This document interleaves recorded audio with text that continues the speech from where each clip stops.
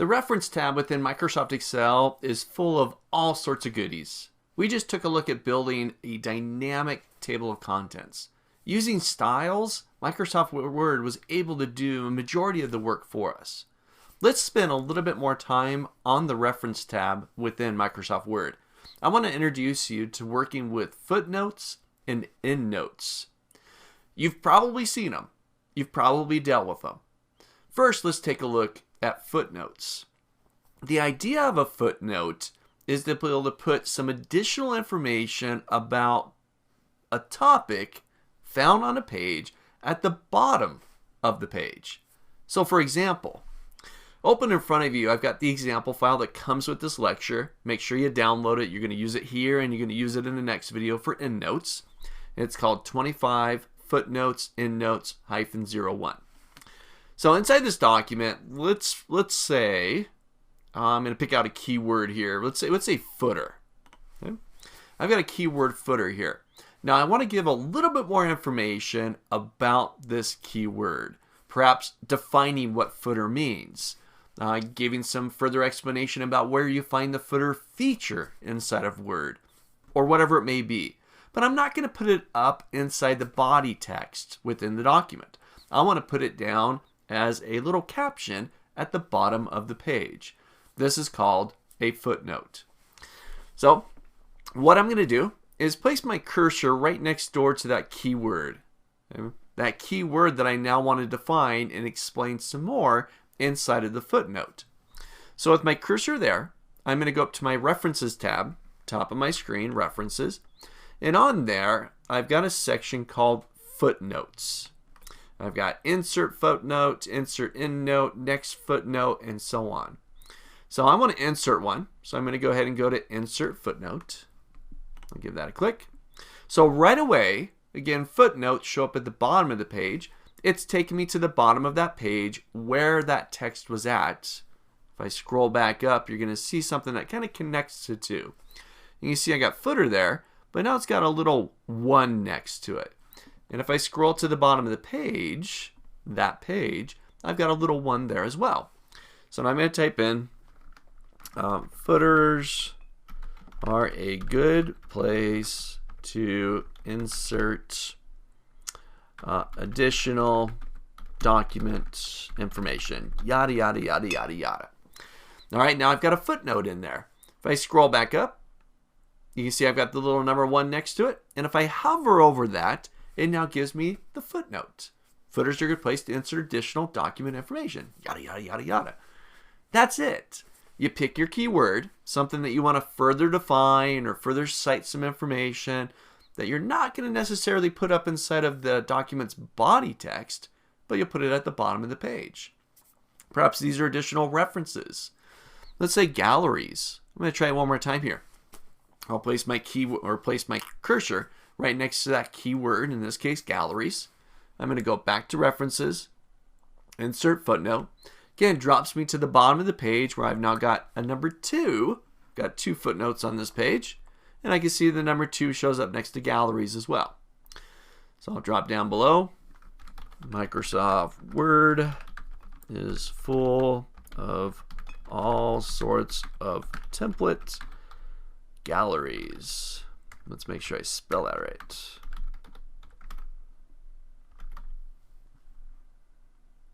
All right, and there we have it. So I scroll back up. Where's my galleries there? There's galleries. There's the number 2. And if I hover over it, this is nice for as you're working with the document inside of Word, you hover over it, you get the footnote. Otherwise, once you've printed it out, people will see the numbers and they can reference the footnote at the bottom of the page. So really simple to work with, but very powerful. Additional information, again, that you're not necessarily going to include inside the document itself, the text itself, but you'll include it at the bottom of the page. You're citing additional information, you're defining that keyword, whatever it might be. Introducing you to some footnotes here. Try them out, open up the document, or even create your own document and slap a few footnotes inside there. So we just took a look at Microsoft Word footnotes. Able to define keywords or passages within your body text at the bottom of the page. Now let's take a look at a counterpart to footnotes called endnotes. I want to be able to place some additional information, again, not necessarily in the body text, but now at the last page within your document. These are called endnotes, and they work identical to working with footnotes. The only difference is these show up on the last page of your document. Take a look. So once again, if you recall, instead of footnotes, you find the key word that you want to be able to further define. For example, let's say in the new reading view. So I'm going to go to view here. I'll place my cursor there right next to view.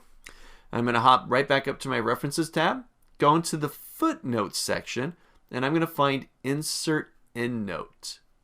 So I'll give that a click. Again, drops me to the bottom of, oh wait, it's not the page where that text is found, but it's the last page in the document. If I scroll all the way back up, here's my first page, and let's see if I can find the keyword once again. It was inside the new reading view, right? Where was that at? There it is. Really small this time. It's not using a number 1 or number 2 as the footnote did, but in this case it's using Roman numericals. I've got a letter I inside there denoting this is my first endnote. So I'll go back down to the last page. We'll say reading view provides a cleaner view for reading documents. Yada, yada, yada. And I'll go back up.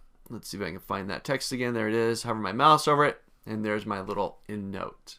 So again, you work with them very similar to working with the footnotes. You just hop up to your references tab, make sure your cursor is next to that keyword that you want to further define, and you'll insert a endnote. But unlike a footnote that shows up on the bottom of the page that keyword, that entry is found, this one shows up on the last page of the document. So once again, try this out. Get that exercise file, pick a keyword, whatever keyword you want, and let's insert an endnote into your Microsoft Word document.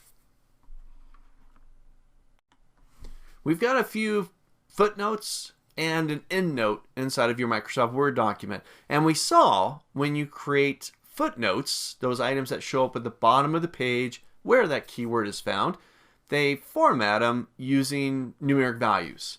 1, 2, 3, however many footnotes you've got.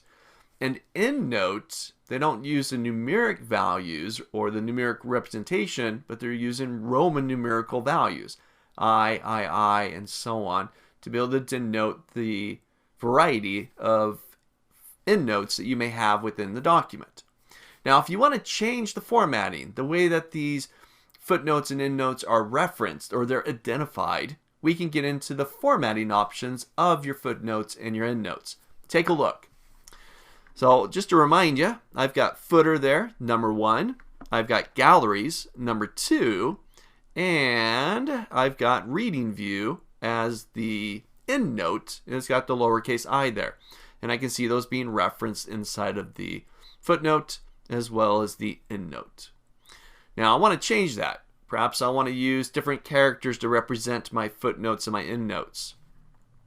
So I'm going to go back up to my References tab, back into Footnotes, and I'm going to go into this little button in the corner. Looks like a little right angle with an arrow. So I'll get into that, I'll give that a click. So it opens up my Footnote and Endnote option window. And here you can see that it's currently looking at my endnotes. So it's going to show up, 1, the location at the end of the document. Makes sense. You can also, if you've got larger documents with lots of sections in them, remember talking about sections way back when, way inside the first area of this training series, we can have them show up at the end of a section. I'll keep it at the end of the document. You can set up columns, so you can have multiple columns that'll have you show up inside of the footnote or endnote section. You might be cramming a lot of information inside there. I've seen this pretty popular inside of textbooks. Got a lot of little footnotes that are covering up a page. I'm going to break them up into a variety of columns, make it more manageable for me. And I can change the format. So endnotes, remember Roman numerical values. I can get in and I can change it. Perhaps I want to do A, B, C lowercase or uppercase and so on. Perhaps I want to use different symbols. I see the different symbols used quite a bit when you're looking at legal documents. And you see the little asterisk or little plus sign or whatever the symbol may be, and it references something at the bottom of the document. So let me just change one. I'm going to do the lowercase ABC. I'll go ahead and apply it. And there it is, the letter A. It's now inside of my EndNote. And if I go find the corresponding value there, reading view, there's the lowercase a. Really small inside there. You can probably see it much better on your screen. But try this out, doing a little bit of formatting. You can even do it with your footnotes as well. I'll place my cursor down there inside the footnote area. Go back to references, get in that little button in the corner again. Now I'm looking at footnotes. They show up at the bottom of the page by default, and I can get in there and start to format them perhaps differently than what the default behaviors are inside of Microsoft Word. So try this out. Get into your document, references, go to that little button in the corner, a little right angle with the arrow, and try changing the formatting of your footnotes and your endnotes.